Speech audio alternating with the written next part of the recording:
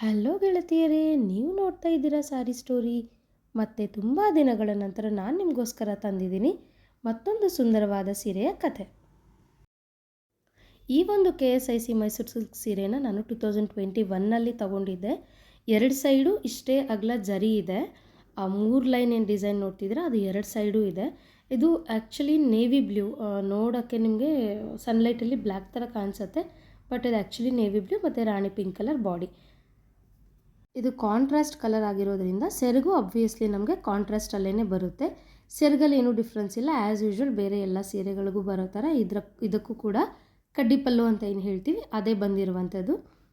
ನೋಡ್ತಾ ಇರ್ಬೋದು ನೀವು, ಡಾರ್ಕ್ ನೇವಿ ಬ್ಲೂ, ಒಂದು ಉಟ್ಕೊಂಡಾಗ ಸಖತ್ತಾಗಿ ಲುಕ್ ಕೊಡುವಂತಹ ಸೀರೆ. ತುಂಬ ದಿನದಿಂದ ನಾನು ಕಾಯ್ತಾ ಇದ್ದೆ ಯೂಟ್ಯೂಬಲ್ಲಿ ಈ ಥರ ಒಂದು ವೀಡಿಯೋನ ಪೋಸ್ಟ್ ಮಾಡೋಕ್ಕೆ, ಬಿಕಾಸ್ ತುಂಬ ದಿನಗಳೇ ಆಗೋಗಿದೆ ನಾನು ಆ ವಿಡಿಯೋನ ಅಪ್ಲೋಡ್ ಮಾಡಿ. ಆ ಶೈನ್ ಆಗಿರ್ಬೋದು, ಆ ಲಸ್ಟರ್ ಆಗಿರ್ಬೋದು, ನೀವು ಸ್ಯಾರಿದು ನೋಡ್ತಾ ಇರ್ಬೋದು, ಕಾಣಿಸುತ್ತೆ ನಿಮಗೆ.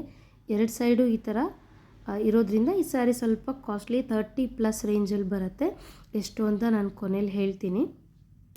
ಸೀರೆ ತೋರಿಸ್ಬಿಟ್ಟು ಕೋಡ್ ತೋರಿಸಿಲ್ಲ ಅಂದರೆ ಡೂಪ್ಲಿಕೇಟ್ ಅಂದ್ಕೊಳ್ಳಲ್ವಾ ನೀವೆಲ್ಲ, ಹಾಗಾಗಿ ಇದು ಈ ಸೀರೆಯ ಕೋಡು. ಈ ಸೀರೆನ ನಾನು 2021ನಲ್ಲಿ ಪರ್ಚೇಸ್ ಮಾಡಿದಾಗ ಆಫ್ಟರ್ ಡಿಸ್ಕೌಂಟ್ ಇದು ನನಗೆ 33,000ಅಲ್ಲಿ ಸಿಕ್ಕಿದೆ.